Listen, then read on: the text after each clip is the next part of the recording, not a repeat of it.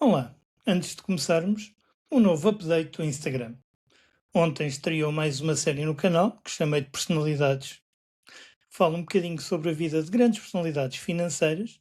Vai ter uma periodicidade quinzenal e eu para a semana anuncio o que é que vai ser a rubrica que vai intercalar. E hoje, sexta-feira, partilho todas as sextas-feiras uma frase de reflexão para ficares a pensar no fim de semana. Sábado e domingo também vamos ter novidades. Se quiseres, passa por lá, senão eu também, na própria segunda-feira, eu faço esse update para vocês. Já agora, só partilhar, eu estou a adorar esta nova fase do poupar. E vocês? E só um spoiler, para a semana trago mais uma novidade. Quando nós ouvimos a expressão finanças descentralizadas ou simplesmente DeFi, parece que estamos a entrar numa área reservada a programadores, especialistas em blockchain ou mesmo investidores experientes. Smart contracts, liquidity pools, staking, lending, borrowing, DEX, stablecoin, yield, uma quantidade enorme de palavras inglesas, siglas e conceitos que até parece que estamos perante um sistema completamente diferente daquele que conhecemos. Mas, na realidade, muitas das atividades que encontramos nas finanças descentralizadas já existem há décadas no sistema financeiro atual. Emprestar dinheiro, pedir dinheiro emprestado, trocar moedas, receber juros, fornecer liquidez, criar produtos financeiros. Aqui a grande diferença está na infraestrutura utilizada para realizar essas operações. Nas finanças tradicionais, nós temos os bancos, as corretoras, as bolsas, as seguradoras, as câmaras de compensação e outras instituições que funcionam como intermediários. Nas redes descentralizadas, parte dessas funções podem muito bem ser executadas através de programas informáticos que estão instalados numa blockchain. E esses programas são os chamados smart contracts. E é exatamente por aí que vamos começar. Neste episódio eu quero explicar o que é DeFi desde o início. E vou partir do pressuposto que tu não sabes nada sobre o tema.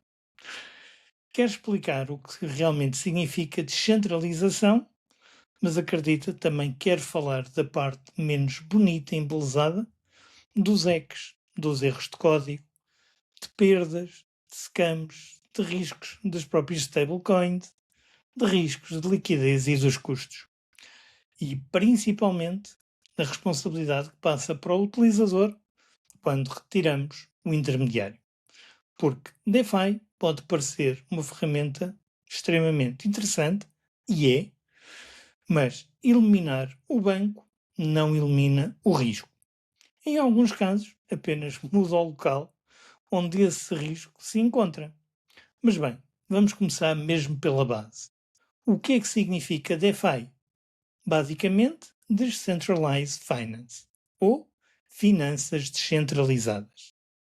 De forma muito simplificada, estamos a falar de serviços financeiros construídos sobre redes blockchain que podem funcionar sem uma entidade central tradicional a controlar cada operação que é feita. Uma das redes mais associadas ao desenvolvimento de DeFi é exatamente Ethereum, exatamente porque permite executar smart contracts. Mas existem outras redes capazes de suportar este tipo de aplicações. Aqui o importante não é decorar os nomes das redes, é sim perceber a lógica que está por detrás dela. Imagina um banco tradicional. Tu queres pedir um empréstimo. O que é que o banco vai fazer? Vai analisar o teu pedido. Vai avaliar os teus rendimentos, vai ver as tuas responsabilidades do Banco de Portugal e depois de avaliar todo o risco, aprova ou recusa. Depois, registra o empréstimo no próprio sistema, no caso português, no Banco de Portugal. Na DeFi, determinadas operações podem acontecer através de regras programadas previamente num smart contract. Tu não tens necessariamente de ter uma pessoa a analisar todo o processo. O contrato, ele é informático e ele verifica automaticamente se as condições estão cumpridas. Se estiverem, ele executa. é aquilo que se descreve com a expressão Code is Law. O código é lei. Pois o código determina aquilo que acontece. Mas esta expressão também nos deve deixar alerta, pois se o código estiver errado, o problema também pode ser executado automaticamente. Mas voltaremos a isso mais tarde. Agora, o que é mesmo um smart contract? É essencialmente um programa armazenado numa blockchain. Não é um contrato jurídico no seu sentido tradicional. No fundo, é código. E esse código, ele contém regras. Quando determinadas condições são verificadas, ele executa determinada ação. Pensa nisto como uma máquina automática. Tu introduzes moedas, selecionas uma bebida ou um snack e se introduzires dinheiro suficiente, a máquina entrega-te o produto. A máquina não precisa de enviar autorização a ninguém. O processo já está por si definido. Um smart contract leva essa lógica para um sistema financeiro muito mais complexo. Podes receber ativos, podes entregar ativos, podes calcular juros, podes manter garantias, podes permitir trocas e podes até distribuir recompensas. No fundo, tudo depende daquilo pelo qual ele foi programado. Esta automatização, ela tem vantagens. Reduz intermediários, pode funcionar 24 horas por dia, pode ter um acesso global e as regras também podem ser observadas na própria blockchain. Mas também cria novas responsabilidades. Porque num campo se determinada operação correr mal devido a uma falha interna, existe uma instituição responsável. Já num protocolo descentralizado, a dependência da situação, pode não existir uma entidade a quem tu possas simplesmente telefonar ou enviar um e-mail. Não existe necessariamente alguém capaz de carregar num botão e desfazer a operação. Mas por que é que surgiram as finanças descentralizadas? A blockchain ela trouxe inicialmente uma ideia relativamente simples. Permitir a transferência de valor digital sem necessidade de uma autoridade central que mantenha o registro principal. Bitcoin mostrou-nos que era possível transferir um ativo digital através de uma rede distribuída. Ethereum levou este conceito muito mais longe ao permitir que, além de transferirmos ativos, executássemos programas. E quando temos ativos digitais programáveis e programas capazes de executar regras financeiras, começa naturalmente a surgir uma pergunta. Se conseguimos transferir valor sem banco, por que é que não conseguimos também emprestar, trocar ou investir ou criar outros serviços financeiros sem banco? E é daí que surge grande parte do movimento DeFi. Não como uma substituição instantânea de todo o sistema financeiro, mas como uma tentativa de construir uma infraestrutura financeira alternativa. No sistema financeiro tradicional, normalmente, começamos por abrir uma conta. No DeFi, começamos geralmente por uma wallet, uma vez que é a wallet que permite interagir com as aplicações descentralizadas, mas é importante compreender isto. A wallet não é apenas um nome do utilizador. É uma ferramenta através da qual autorizas operações com os teus ativos. Quando tu ligas uma wallet a uma aplicação DeFi, estás a permitir que determinados chamados smart contracts interajam contigo. Por isso, a segurança aqui torna-se central. Um erro pode ter consequências bastante graves. Se autorizares um smart contract malicioso a movimentar determinados ativos, podes mesmo perder esses ativos. Se tu revelares as tuas seed phrase, alguém pode obter o controle da wallet. Se enviares um ativo para a rede errada ou para um endereço incorreto, a recuperação torna-se impossível. A DeFi oferece liberdade, mas liberdade financeira descentralizada vem acompanhada de responsabilidade operacional. E agora vamos a uma das funções mais simples de compreender, o lending, que são os empréstimos. No sistema bancário tradicional, tu depositas dinheiro no banco, o banco utiliza parte desse dinheiro para financiar empréstimos, recebes uma determinada taxa de juros e o banco cobra outra taxa a quem recebe o crédito. Existe uma margem. Em determinados protocolos DeFi, tu podes colocar um ativo numa pool e esse ativo passa a estar disponível para outros utilizadores que pretendam pedir empréstimos e em troca recebe juros. A taxa pode variar de acordo com a oferta e a procura. Se existir muita procura por determinado ativo e pouca liquidez disponível, a taxa pode subir. Já se existir muita liquidez e pouca procura, ela tende a descer. Tudo isto pode ser determinado por regras do protocolo. O conceito ele é relativamente fácil de entender. Tu forneces capital, outra pessoa utiliza este capital, tu recebes uma remuneração, mas surge imediatamente uma pergunta. Se não existir banco a analisar dados, como é que o sistema evita que alguém peça um empréstimo e desapareça? A resposta a esta norma está na sobrecolaterização. Em grande parte da lending DeFi, quem pede emprestado tem que colocar os ativos como garantia. E muitas vezes precisas de colocar mais valor em garantia do que aquele que tu recebes. Imagina alguém que deposita 15 mil euros equivalentes em criptoativos e pede emprestados 10 mil. Existe aqui uma margem entre o valor da garantia e o valor do empréstimo. Se o valor da garantia começar a cair demasiado, pode mesmo ocorrer uma liquidação automática. Isto é, o protocolo vende parte ou mesmo a totalidade da garantia para proteger quem emprestou. Como vês, isto é completamente diferente de um crédito tradicional.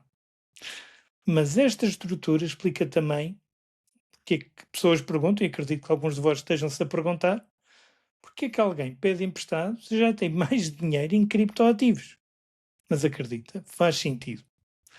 A pessoa pode querer liquidez sem vender o seu ativo.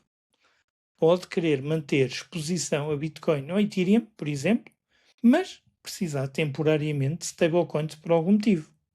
Ou pode até utilizar um empréstimo numa outra estratégia de investimento. Pode igualmente existir questões fiscais no país onde reside, mas também pode simplesmente estar a aumentar a sua alavancagem e aí o risco cresce bastante. Eu aqui não me vou alongar porque isto já são outro tipo de estratégias. A liquidação é um dos conceitos que qualquer pessoa precisa de compreender antes de utilizar lending DeFi. Imagina que tu colocas Ethereum como garantia e o preço do próprio Ethereum ele cai brutalmente. A relação entre o valor da garantia e o empréstimo começa a aproximar-se do limite definido pelo protocolo. Quando esse limite é ultrapassado, o smart contract pode permitir que a garantia seja liquidada e isto acontece automaticamente. Não interessa se tu acreditas que a Ethereum vai recuperar na semana a seguir. É por isso que utilizar dívida sobre criptoativos exige muito cuidado. A volatilidade que permite grandes valorizações também pode provocar liquidações rápidas. Outra grande área de DeFi são as chamadas DEX, ou Decentralized Exchanges. Uma exchange descentralizada permite trocar ativos sem utilizar uma corretora central, tradicional, como intermediário principal da negociação.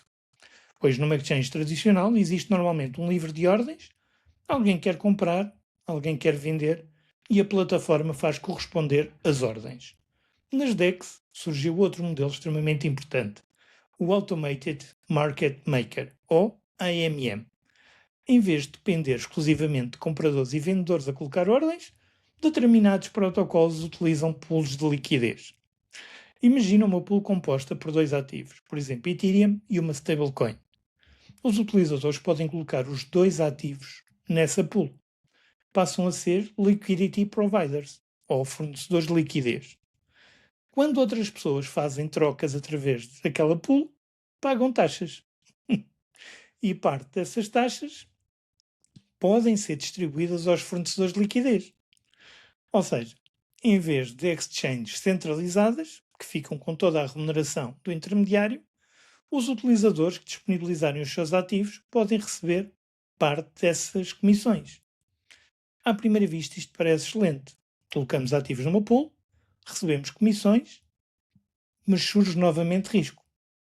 E um dos mais conhecidos chama-se Impermanent Loss. E Impermanent Loss acontece quando exige alterações significativas na relação de preço entre os ativos de uma pool. Eu não te vou falar isto em forma de matemática, calma. Mas para este episódio introdutório, interessa é perceber isto. Quando tu colocas dois ativos numa pool, o protocolo vai ajustando automaticamente a quantidade relativa de cada um à medida que os preços mudam. Se um dos ativos valoriza muito face ao outro, podes terminar com menos quantidade de um ativo do que aquele que valorizou. Quando comparas o resultado com aquilo que teria acontecido se simplesmente estivesses mantido os dois ativos numa wallet, pode estar pior. E esse diferencial é aquilo que se chama de impermanent loss. As comissões recebidas podem compensá-lo ou não. É por isso que olhar apenas para uma taxa anual anunciada não é de todo suficiente. Uma yield elevada não necessita de um grande retorno líquido. Tens é de perceber que essa yield, como é que ela é gerada e quais são os riscos que são assumidos. As stablecoins são outro componente fundamental do universo DeFi. Uma stablecoin pode manter um valor relativamente estável em relação ao outro ativo, por norma é o dólar, mas também pode ser o euro ou mesmo o ouro. Por exemplo, uma stablecoin pode tentar manter o valor sempre equiparado a $1. E isto é extremamente útil porque permite trabalhar dentro do ecossistema blockchain sem estar permanentemente exposto à volatilidade de ativos como Bitcoin e Ethereum. Podes emprestar stablecoins, pedir stablecoins emprestadas, utilizá-los em pools, movimentar capital entre protocolos. Mas o nome stablecoin pode criar aqui uma sensação de segurança excessiva. Stable não significa sem risco. Existem diferentes mecanismos para tentar manter a paridade. Algumas possuem reservas tradicionais, outras colaterais em criptoativos e outras tentaram mesmo utilizar mecanismos algorítmicos. E sabemos pela história que determinados modelos falharam drasticamente. Outro tema que aparece frequentemente neste universo é o staking. E aqui é importante separar os conceitos. Staking, na sua forma nativa, está relacionado com o funcionamento de determinadas blockchains que utilizam a Proof of Stake. Quem participa pode ajudar a validar a rede a receber recompensas. E o DeFi pode depois construir produtos em torno deste staking. Por exemplo, através de Liquid Staking Tokens. Neste caso, depositas um valor ou um ativo para staking e recebes outro token que representa a tua posição.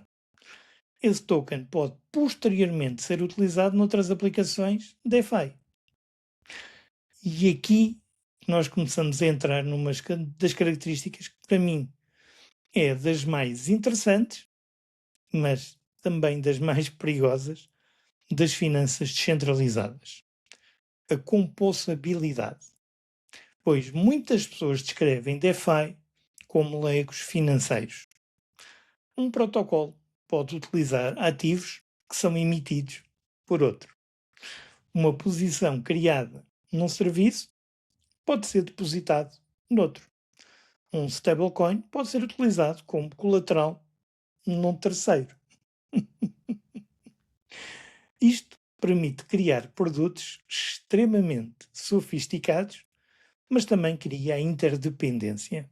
Logo falhar, vários podem ser afetados. Imagina que tens um token que representa um ativo em staking.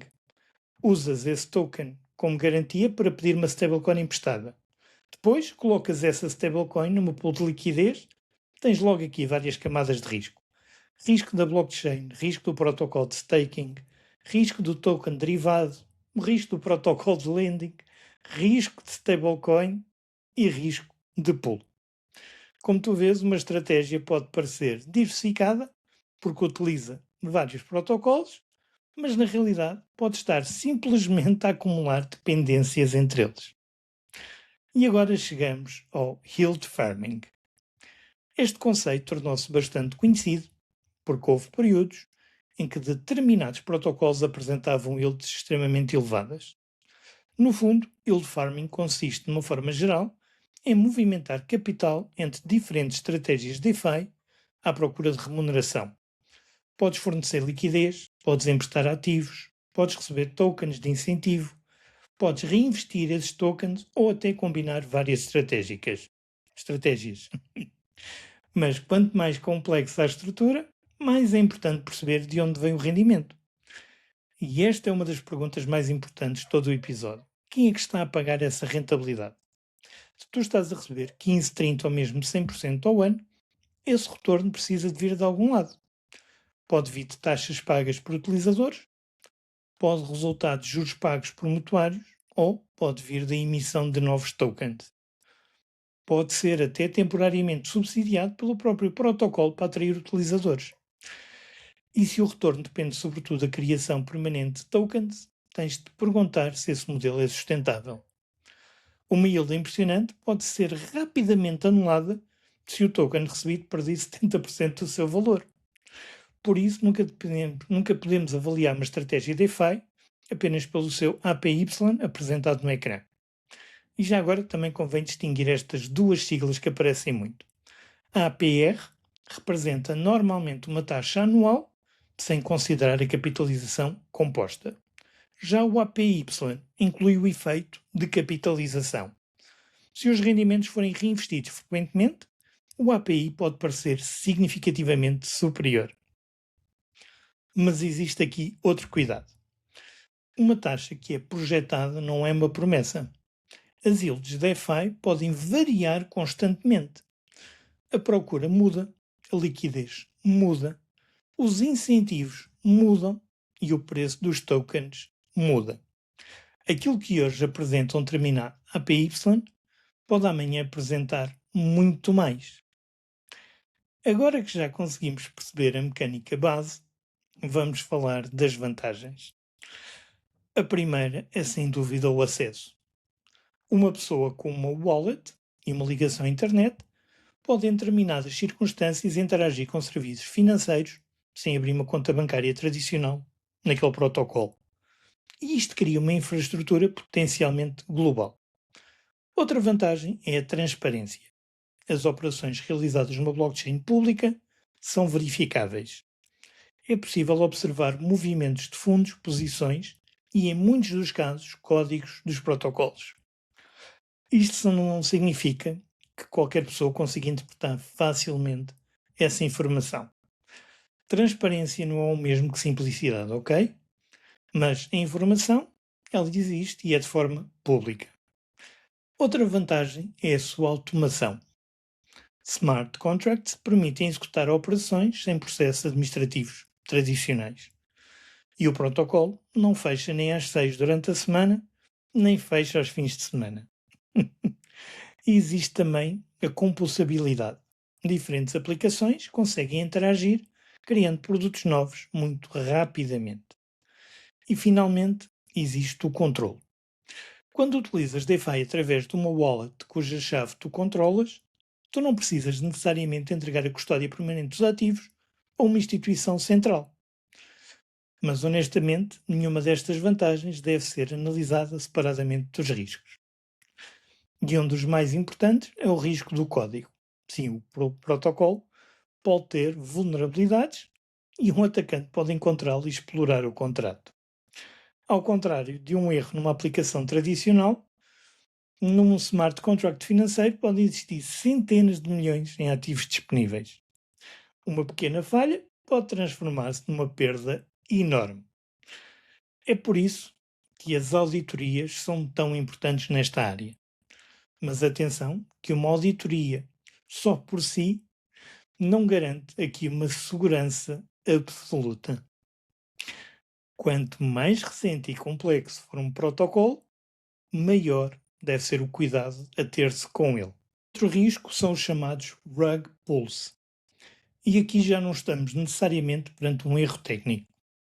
Aqui estamos a falar de fraude. Imagina, um projeto cria um token ou um protocolo. Atrai investidores. Como? Oferece yields elevadas. No fundo, constrói uma comunidade. E quando existe capital suficiente, os responsáveis retiram liquidez ou desaparecem com os fundos. E este tipo de fraude explora duas características do mercado de cripto: a rapidez com que os projetos podem ser lançados e o FOMO. Aí existe ainda um risco que é muito menos conhecido por quem está a iniciar-se neste mundo. Os smart contracts precisam frequentemente saber o preço dos ativos, mas uma blockchain não sabe automaticamente quanto é que vale Ethereum em euros, em dólares, no mercado. Para isso, utiliza informações externas fornecidas através de mecanismos que são chamados oracles. Se essa informação for manipulada ou falhar, pode afetar liquidações e outras operações. Mais uma vez, percebemos que descentralizado não significa que cada componente seja totalmente independente. Alguns protocolos também possuem sistemas de governance. Detentores de determinados tokens podem votar em alterações, taxas, parâmetros, utilização de fundos ou atualizações. À primeira vista, isto parece totalmente democrático. Mas é necessário observar como é que os tokens estão distribuídos. Se uma pequena quantidade de entidades possui grande parte do poder de voto, a descentralização pode ser muito menos profunda do que o nome sugere. Nem tudo aquilo que se chama DeFi possui o mesmo grau de descentralização. Outro elemento prático aqui são os custos de transação. Em determinadas redes, cada operação exige uma taxa, e essa taxa pode variar conforme a utilização da rede. Para alguém que movimenta valores elevados, pode ser uma pequena percentagem. Para alguém que pretende experimentar DeFi com 50 ou 100 euros, determinados custos podem tornar a operação economicamente absurda. É fundamental calcular sempre a relação entre o montante investido, a yield esperado e todas as taxas envolvidas. Outro conceito importante são as bridges. Uma bridge permite transferir valores ou representação de ativos entre diferentes blockchains. Elas são muito importantes porque o universo blockchain não funciona todo numa única rede, mas acrescentam outra camada de risco. Historicamente, bridges têm sido alvo particularmente interessantes para ataques devido à quantidade de ativos que podem concentrar. Para um principiante, quanto mais simples for o percurso, melhor. Não existe necessidade de começar a utilizar 5 redes, 4 bridges e 7 protocolos nos primeiros tempos. Se algum de vós quiser aprender DeFi, a primeira decisão não é procurar rentabilidade. Deve ser compreender o funcionamento, aprender a usar uma wallet, entender as chaves privadas, as seed phrases, as redes de endereços, as taxas e depois perceber o protocolo. Qual a função? Quem o utiliza? Como gera rendimento? E há quanto tempo existe? Foi auditado? Existe documentação? Quão complexo é? Só depois faz sentido considerar colocar capital. E quando fizeres, começa com um montante suficientemente pequeno para que um erro operacional seja uma aprendizagem e não uma tragédia financeira. Há uma regra simples que eu gosto de avaliar qualquer produto financeiro complexo. Se não o consegues explicar em 5 minutos de onde veio o teu rendimento, provavelmente ainda não compreendes a estratégia. Não precisas de conseguir programar o teu smart contract, mas deves perceber a lógica económica. Se não perceberes, ainda não estás preparado para assumir o risco. Também não devemos cair numa narrativa demasiado simplista. O DeFi versus os bancos. Um tem de destruir o outro. Não necessariamente. Podemos perfeitamente acabar num mundo em que as finanças tradicionais e infraestruturas blockchain coexistem. Instituições financeiras podem utilizar tecnologia blockchain. Ativos financeiros podem ser tokenizados, e um spoiler, estou a preparar um episódio só sobre este tema, e stablecoins podem conviver com depósitos bancários. Protocolos descentralizados podem servir determinados segmentos e os bancos outros. A tecnologia não precisa de eliminar tudo aquilo que existia antes de ser relevante. E a pergunta útil não é quem é que vai vencer, é qual é que é a ferramenta mais eficiente e adequada a determinada necessidade. Existe uma ideia frequente em DeFi: eu prefiro ser cuidadoso, pois reduz determinados tipos de confiança. Talvez não tenhas de confiar num funcionário de nenhum banco para executar uma operação, mas tens de confiar que o código funciona, que a implementação está correta, que os oracles funcionam e que o protocolo não tem vulnerabilidades. Em alguns casos, também tens de confiar numa equipa de desenvolvimento se for recente. Portanto, o DeFi, ele não elimina necessariamente confiança. Ele transforma. Outro tema que aparece muito aqui é o rendimento passivo. A ideia de colocar ativos num protocolo e receber yields parece passiva, mas só existe um problema. O risco ele continua ativo e as condições mudam. Por isso, alguém que utiliza DeFi não deveria simplesmente depositar ativos e esquecer durante 5 anos. Existe obrigatoriamente uma necessidade de acompanhamento. E quanto mais complexa a estratégia, maior é essa necessidade. DeFi pode trazer sentido ou pode fazer sentido para alguém que já compreende criptoativos, que sabe utilizar wallets e entende os riscos básicos de blockchain e pretende explorar estas aplicações financeiras alternativas. Mas dificilmente eu considero DeFi como o primeiro passo para alguém que começou a investir. Primeiro temos que construir as bases. Orçamento, fundo de emergência, gestão de dívida, compreensão de risco e depois os ativos tradicionais. E só então, nesta altura, se existir interesse, podemos alocar produtos em áreas mais complexas. Não porque DeFi seja necessariamente mau, mas porque a complexidade deve crescer juntamente com o conhecimento. E depois temos outra dimensão que não pode ser ignorada, a tua própria segurança. Utilizar uma wallet dedicada a DeFi pode fazer sentido para separar ativos. Podes evitar ligar a wallet onde guardas a maior parte do património a dezenas de aplicações. Deves sempre confirmar o URL da página onde estás, nunca introduzir seed phrases numa página, deves rever autorizações, ter muito cuidado com tokens que são enviados gratuitamente, cuidado também em enviar links que são recebidos através de mensagens privadas e, acima de tudo, manter uma postura desconfiada perante a urgência. Só tens 10 minutos. Última oportunidade. Reclama já o teu airdrop. Este tipo de pressão é precisamente aquilo que leva as pessoas a cometer erros. E para os utilizadores portugueses, existe ainda outra dimensão que é a fiscalidade, pois cada operação pode ter consequências fiscais dependendo da natureza do ativo e da operação realizada. O simples facto de uma aplicação ser descentralizada não significa que os rendimentos deixem de ter obrigações fiscais. Se utilizas ou pretendes utilizar DeFi de forma significativa, também é importante manter registro. Transações, datas, valores, tokens recebidos e conversões, porque reconstruir centenas de operações meses depois torna-se bastante complicado. Para mim, o mais interessante nas finanças descentralizadas não está nas yields, está na experimentação financeira. Nós estamos a assistir a uma tentativa de reconstruir algumas funções do sistema financeiro através de código aberto e infraestrutura blockchain. Nem todas as experiências vão sobreviver, algumas vão falhar, outras simplesmente não terão utilização. Mas determinados conceitos podem acabar integrados no sistema financeiro de uma forma ou outra. E é por isso que vale a pena compreender DeFi mesmo que nunca coloques um euro no protocolo, para ajudar a perceber uma das áreas onde a tecnologia e as finanças estão a convergir. Para mim, há uma complexidade muito grande. Pessoas preferem entrar em coisas que não entendem.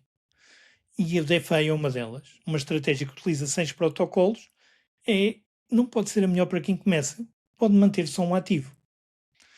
O objetivo aqui não é dizer-te para utilizares DeFi porque existe. O objetivo é perceber se determinada utilização acrescenta algo ao teu plano. E se não acrescenta, não precisas dela. Se nunca tiveste contacto com DeFi, não quero que termines este episódio a pensar que amanhã precisas de abrir uma wallet e começar a fornecer liquidez. Quero que termines a perceber a arquitetura. Temos blockchain, smart contracts, wallets, protocolos que permitem empréstimos, outros que permitem trocas, outros que fornecem liquidez, stablecoins e estratégias que permitem juntar isto tudo. E em cada camada existe oportunidade e risco. Quantas mais peças adicionamos, mais importante é compreender a relação entre elas. Obrigado se ficaste até ao final e se é um tema que te interessa, como a mim, diz-me nos comentários se queres que eu traga mais conteúdo sobre DeFi. E obrigado.